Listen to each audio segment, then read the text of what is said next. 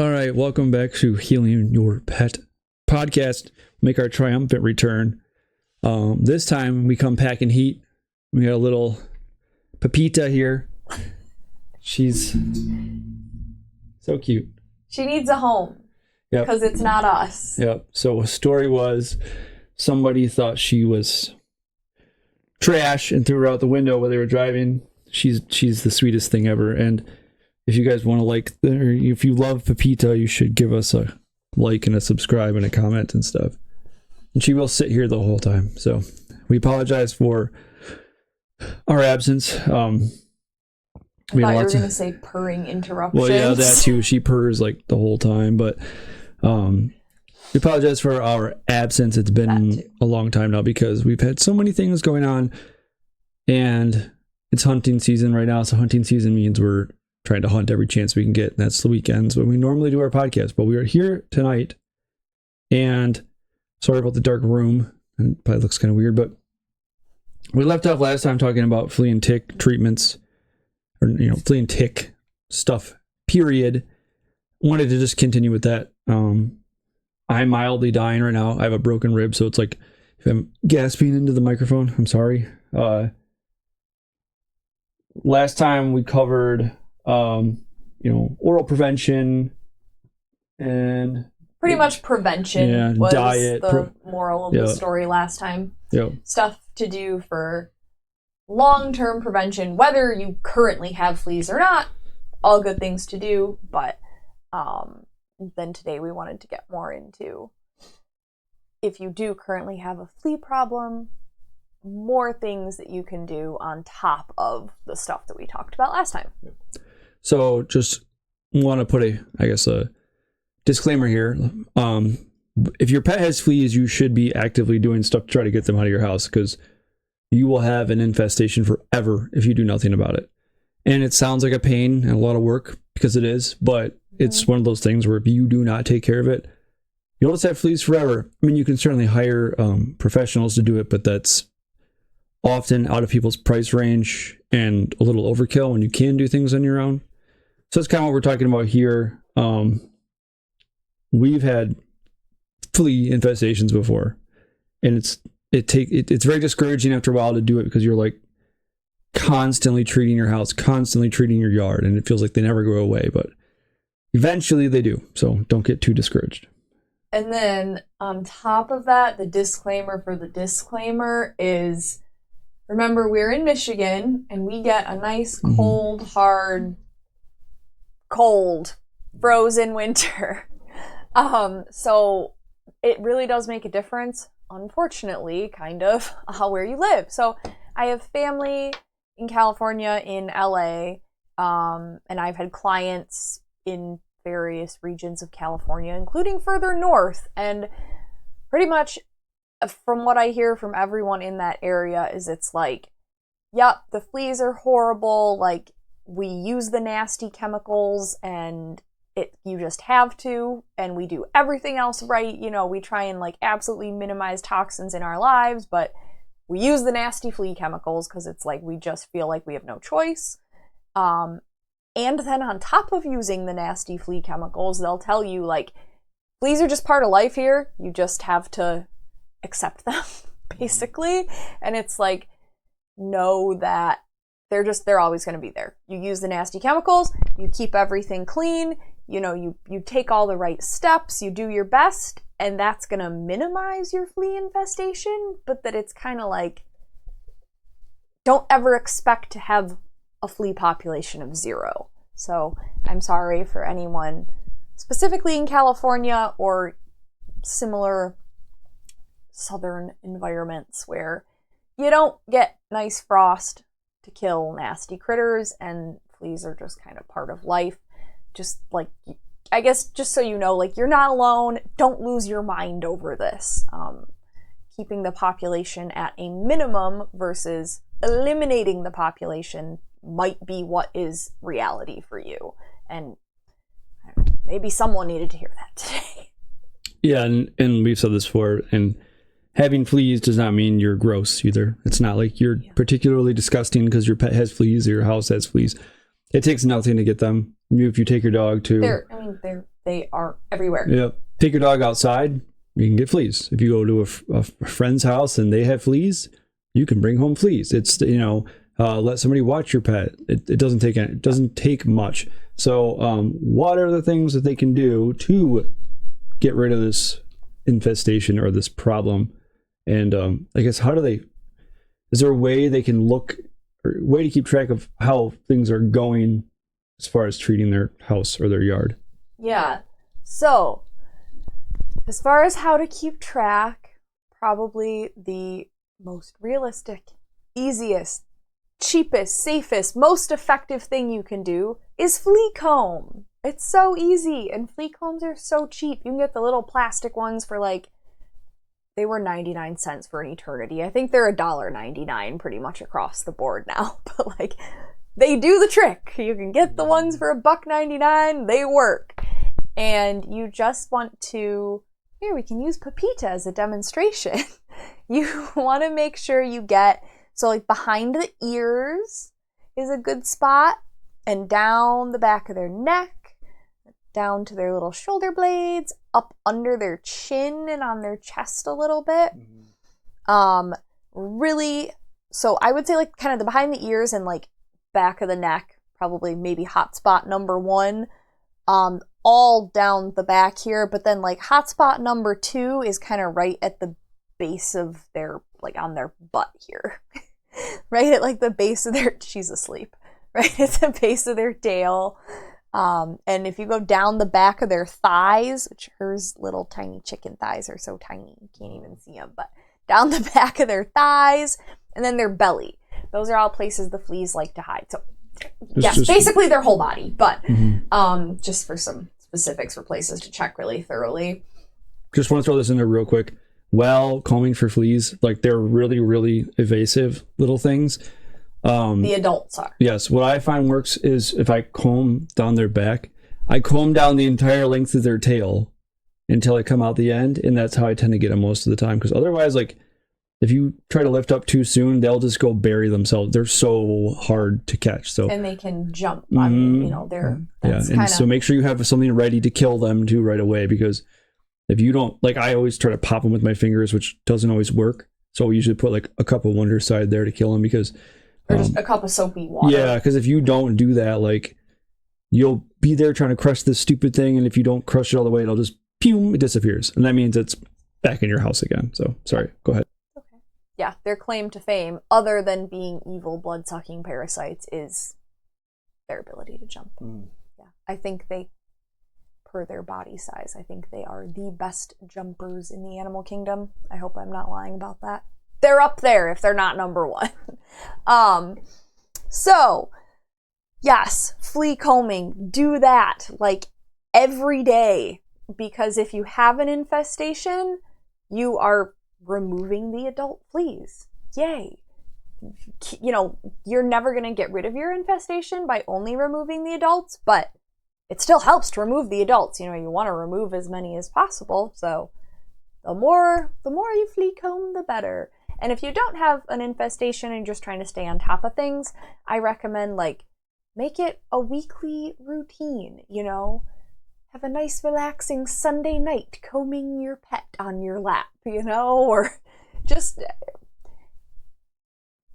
this is a random little side note here, but I think a lot of pets in general don't maybe get brushed as much as they should, because it's one of those things where, especially if you have an animal with a short coat, it's we don't think about that, and I mean, flea combing counts as brushing, so if you sit down and our cats love it too. Yeah, read a book or watch a show at night or something. Most animals love it. It's just a nice little routine, good. And then you can kind of just look a little bit as you go. We used to dip the brush or the comb in Wondercide, which is, we'll talk about that in a minute, but we just, and they don't like that. So just, if you're just doing it plain, you froze. Sorry about the weird cut there. My camera froze. So yes, anyways, cats don't like wet things. So if you don't want to have them freak out, don't comb Wondercide through them. But yes, the brushing they love. Our cats love it, especially our big ginger cat. He automatically melts if you start flea combing him. So relaxing thing, like she said. Okay. He like sees Continue. the flea comb and starts melting and purring. It's pretty cute. So okay, flea comb. I feel like we made a big deal about that, but because it's important and it's so simple, like it couldn't get any easier or cheaper or safer, and it's effective in both helping you gauge, you know, how things are going, and you remove the adult fleas and kill them. Yay, that's a big deal. So there you go. Don't forget about that. All right, another one that is, so we're going to talk about stuff you can do in your house and in your yard a little bit too. Because obviously the fleas do come in from outside, but basically once you have them in your house, it's like they're there. They're really tough to absolutely 100% eliminate because of those pupa being able to live forever, which we talked about last time. So, one, basically you want to go around your house. Again, this is assuming you have an infestation. This is not like regular preventative maintenance. Not that doing these things ever hurts, but this is like, I found a flea, what do I do? Panic. Don't panic. But step one, go around your house. Anything upholstered that you can pick up and wash, pick it up and wash it in hot water with whatever gross detergent or whatever you want to use, but hot water is really the key. So any kind of rug you can pick up, any kind of blankets on your couch you can pick up. You know, obviously you can't pick up the couch itself if it's upholstered. Oh well. Can you, carpet shampoo your upholstered couch? I mean, I don't know, don't ruin your couch because I told you to carpet shampoo your upholstered couch, but if that is an option, shampoo that thing with real hot water, any kind of dog bed, cat bed, your bedding, your kids' bedding, just anything, like literally anything that is fabric that you can pick up and wash in hot water, and you want to try and do it all at once.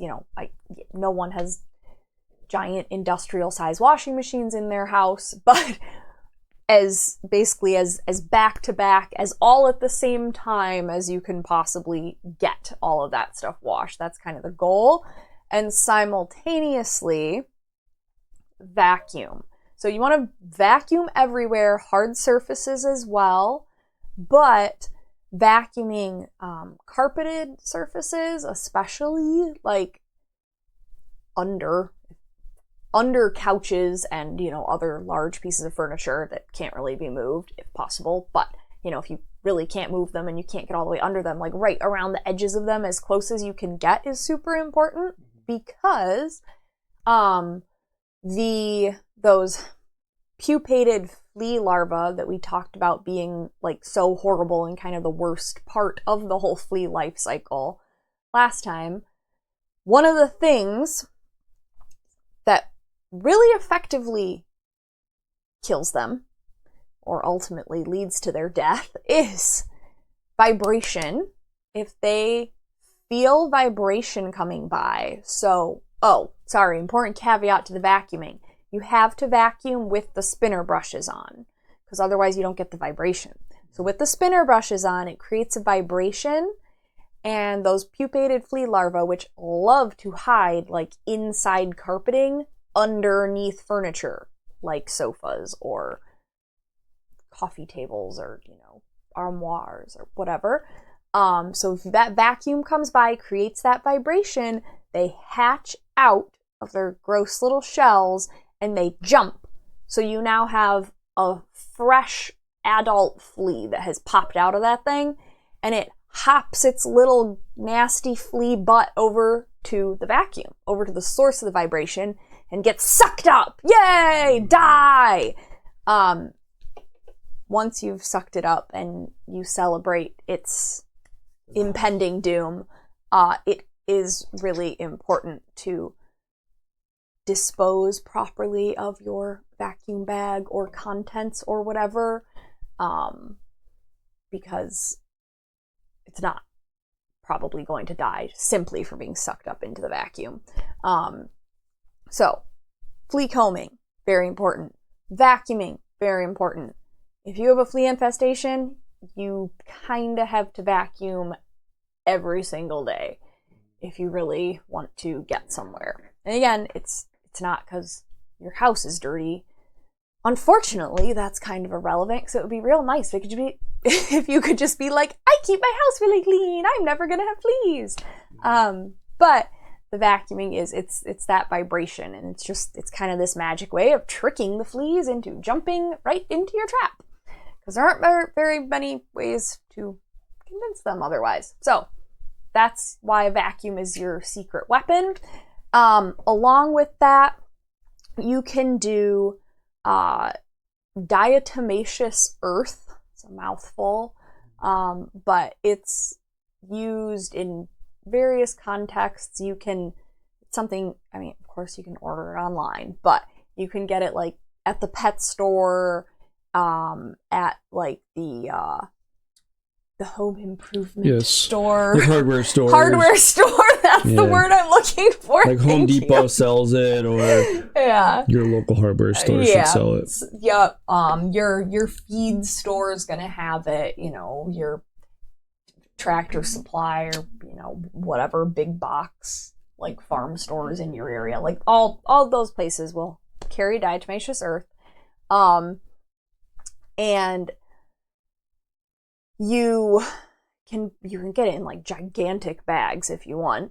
And so what it is, it's called diatomaceous earth because it's actually fossilized diatoms, which are like little microscopic critters that lived in the ocean when we were all under the ocean, and they're so it's mined as like these big like chalky fossil beds, but it's like these chunks where it's specifically like fossilized diatoms that are in layers of sediment that were once at the bottom of our shallow ocean. Mm-hmm. Anyway, so it's mined, it's just this white stuff, it's ground up into dust, so it totally, safe. There's a lot of it you'll see is food grade, so it is edible.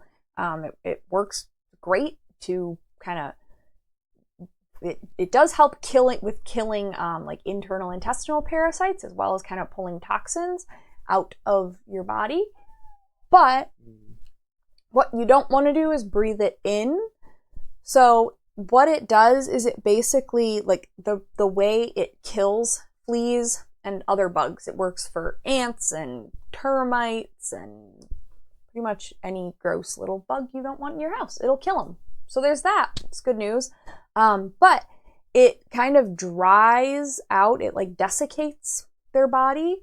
And it's able to actually damage them through, most insects have that kind of crunchy exoskeleton thing going on. It's made out of a material called chitin, and it's incredibly tough. It's really hard to get through. So diatomaceous earth is one of the few things that can actually penetrate the chitin and kill them. So you can almost think of it as like little tiny, like microscopic shards of glass in a way. So if you were to inhale it into your lungs, you could imagine enough of that being irritating, causing a problem. So you don't want to inhale it into your lungs. So you can put on, like if you're going crazy sprinkling it all over your house, either put on a mask, or you can I'll tie a bandana around my face like a goofball. It works. Just try to minimize breathing it in. But again, it's not because of like gross chemicals it's going to leave behind or anything like that. It's just the nature of the nature of the substance. You just don't want that like directly contacting your lungs because they're sensitive. Mm-hmm. So sprinkling that in any kind of carpet or upholstered surface that cannot be picked up and washed. There you go. Sprinkle the diatomaceous earth in there. And then you can sprinkle it like all around the edges of the inside of your house as well as the outside. I personally don't know if that one makes a ton of sense specifically for fleas. A lot of people recommend doing that. It doesn't hurt, so why not, I guess? But it's definitely helpful as far as ants and termites and other things that want to invade your house. So it doesn't hurt. So I normally say like sprinkle it down, and then you can leave it down for 24 hours. And then when you come do the next day's vacuuming, vacuum it all up so it's not just sitting there forever. And then you can reapply, vacuum it up, reapply, vacuum it up. You don't need to put it down every day, but it's definitely a helpful piece of the puzzle. Now you can also do the diatomaceous earth directly on your pet. So you want to be careful because you don't want them breathing it in either. So you want to make sure you're not like poofing it all in their coat or like rubbing it in really vigorously. But it's safe for dogs and cats, and small like pocket pet animals. But a lot of those small pocket pet animals have like extra sensitive respiratory systems. Like rats have really sensitive respiratory systems. Rabbits have really, really sensitive respiratory systems. So definitely use caution there. But just in general, for putting it in your pet's coat, you want to just take a little bit at a time so you can control it without it like accidentally poofing everywhere, and kind of like gently pull their coat like against the grain and just gently sprinkle a little bit in there, and then kind of just like gently pat it down or just like rub it in ever so slightly. It'll dry out their skin if you keep doing this all the time. So, it's not something you want to like do to them constantly, but it's not irritating. Like if you touch it with your hands, it's like, ugh, my hands just feel chalky, but it just rinses off, and your hands don't feel like gross and dry afterwards necessarily, and they don't. I can like have my hands in there repeatedly, and it doesn't ever make my skin feel irritated. It's just that if it were on there all the time, it's going to feel dry. So, but yeah, and as long as it's food grade diatomaceous earth, then they can lick it off. So you don't need to worry about that. So yeah, and then that is directly killing any nasty little critter that it comes into contact with on them that way. And along those lines, Wondercide is so we keep talking about Wondercide. Wondercide is, it's an essential oil product that you can buy over the counter, comes in spray bottles. And there are a ton of essential oil flea and tick products on the market. You can 100% make your own essential oil flea and tick products. You'll find a million recipes online. Have at it, because they help. But as far as the commercial products available,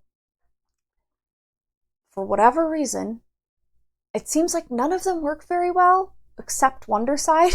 Like they've really got their ratio down just right, because it works. It kills them. It just seems like nothing else really does. It's like, oh, this maybe deters them. Tried, I don't know. Scout's Honor was another brand they did the yard spray. That does similar with the yard spray, but yeah, Wondercide is the best one.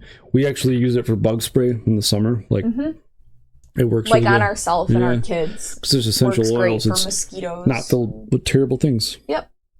And as far as using it as like fly spray on the horses, I don't think any fly spray really works.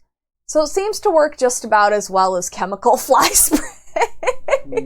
Like, what I noticed specifically with Wondercide is there are certain species of flies that won't land on the horses, and then others just don't care. Whereas with chemical fly spray, it's kind of like, I don't know, maybe there's like 10% less flies on the horse than there would be otherwise, so feel like it's kind of a wash. So you can give it a shot if you have horses or livestock. So with Wondercide, I guess, how do they apply that? Like we said, we could comb it through our cats. Cats hated it. Like they would scream and yowl and be dramatic about it.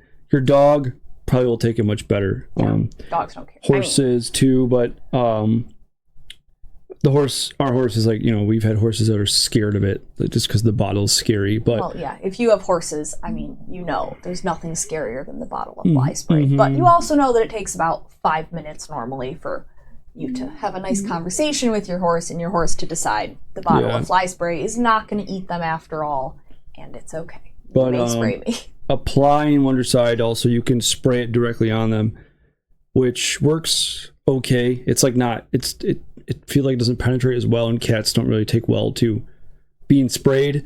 So the alternative being combing it through is probably your better option with a cat, because most cats see a spray bottle and they're like, I'm out of here, dude. So you may have to like have somebody help you like sit on your cat or something, but they will. Don't traumatize your cat forever, though. Yeah. The diatomaceous earth can be a better option for cats because it doesn't have the smell or the taste that, of course, your cat is inevitably going to groom off of. And themselves. the thing with Wondercide with cats too is they always feel like they have to groom it off no matter what you put on them. They're really particular little critters. Right. And they feel, they're going to be like, ooh, I feel sticky. And we have one of our cats will always throw up after licking the Wondercide off themselves. So keep that in mind. I guess if you have cats with, sensitive constitution, maybe that's something to keep in mind. Yeah. Yeah. And then on top of that, specifically with cats, they're just so sensitive to everything. Definitely essential oils included. So like there's rosemary essential oil in the Wondercide, which it's not that it's not safe for cats, but they're just more sensitive to these things. So whereas a dog, I'm going to tell you spray it on fairly liberally. You don't want them like soaking wet. You don't want it dripping off of them, but kind of make their whole coat damp and get it in there. But yeah, with a cat, if they tolerate misting it on, mist a little on, but like Jesse said, it's with a cat, flea combing is, or not flea combing, but brushing it in with whatever brush works for you is a better way to do it. But yeah, don't make your cat hate you forever either, just because you feel like you have to get the Wondercide in there.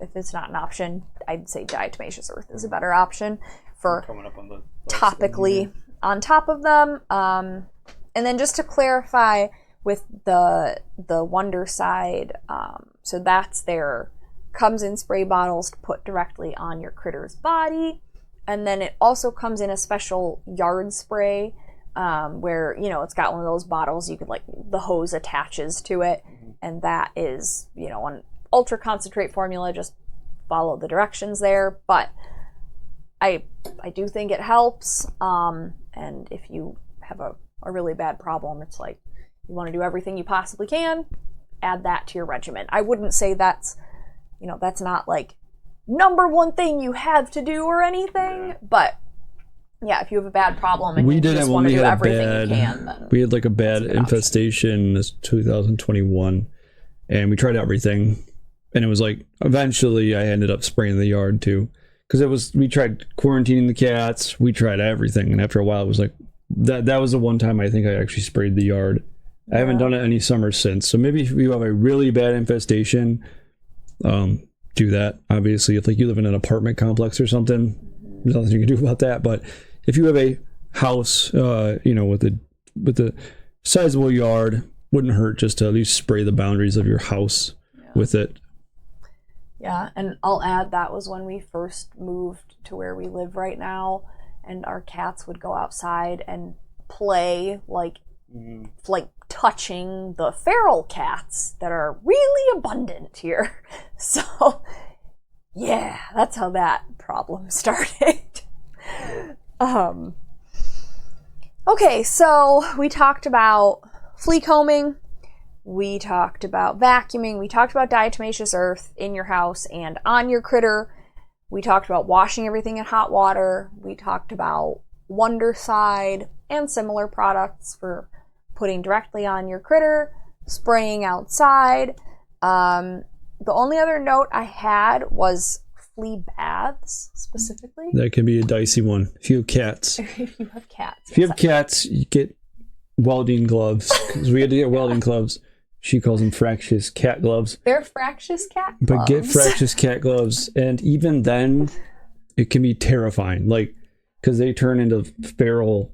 Now your sweet cuddly cat turns into a feral, horrifying beast. This little one though, when they're like little like this, you can give them a bath and they're fine. She liked it. It was nice and warm. Nice warm bath. But, she loved it. She like growled and purred simultaneously the whole time. But she was trying to be mad, but she loved it and she fell asleep. But like big cats may not take too kindly to the flea bath.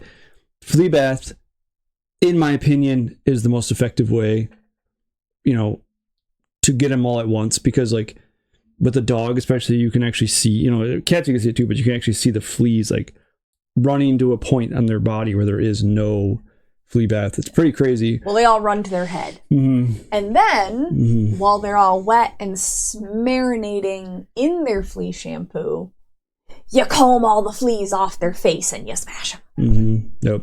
What I like to do is, because we do foster cats a lot, foster kittens tend to come from, gross situations. So they almost all come with fleas. They come infested with fleas, and what I do is I get that Wondercide we talked about earlier and just put it in a cup or a dish or something. And as I'm combing the fleas out, they just go right in there. They die on contact. You could do soapy water too. That works wonders. So definitely recommend you don't just try to squish them with your fingers. I do that all the time because it's just like, I'm lazy. I don't feel like getting something out. And then I'll always lose one. It's like, oh great, now that thing's back in my house again. I could have just gotten up for 5 seconds and put some Wondercide in a dish or whatever. But flea baths, that's really the last topical thing they can do, right? Yeah, and as far as like natural, not chemical options, just wanted to kind of give you